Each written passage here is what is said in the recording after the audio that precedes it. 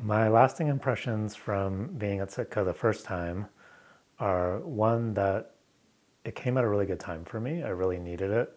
I was spread very thin. I was a little bit stuck in my work.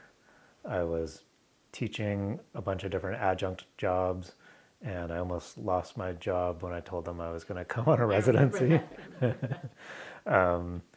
And I, I think I didn't realize how much I needed it, but once I was out here, the sort of basic Sitka experience really worked for me. The, relative quiet and the natural beauty, being around big trees and intact ecological systems. I think another thing that really works for me about residencies in general, but particularly about working with Julia in this context, was the expectation. Being partnered with somebody who is an incredible craftsperson and has an expectation that I'm there to make work on a daily schedule. And that was really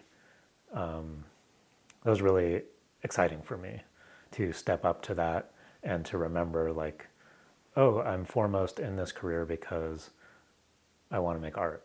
I'm not in this career because I want to patch together 7 different teaching jobs, or do all the random BS that one does to make a career work. So that was a jolt and a reminder and an invitation to step up to it in a way that was pretty exhilarating.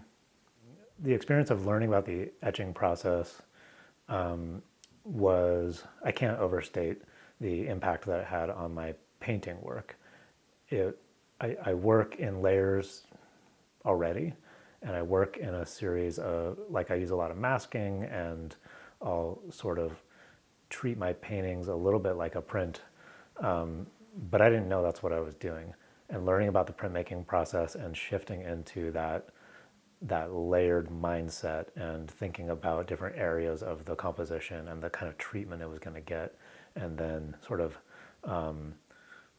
making those moves and then standing back and analyzing how to bring the different layers together. When I went back to the painting studio after that, it made me much more deliberate and intentional about approaching my work as, I guess, embracing the sort of like drawing and print related qualities of my painting work. And so I started staining my work with smoke and spray painting different masked off areas and using a lot of like a lot more translucent layers to get that interplay and really kind of treating it more like a print. For Sitka's 50th anniversary portfolio, I'm making an image of a cactus at night.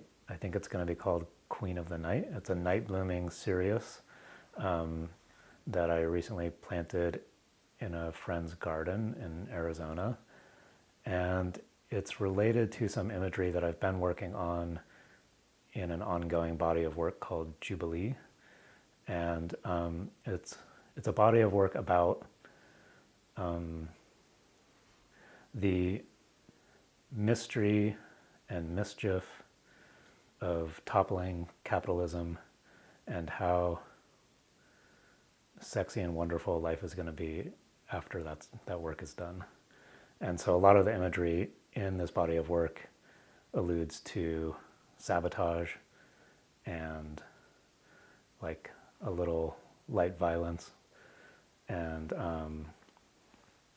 in this piece, there's just the shadow of a knife in the background, but otherwise all you're seeing is a cactus that is really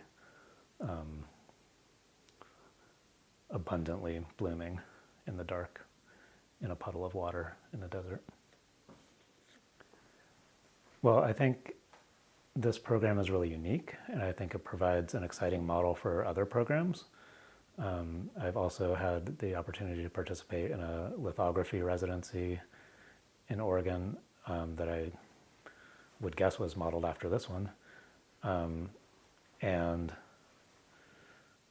so I think it's really special. I think it's it's rare for artists to get a chance to learn a new craft with,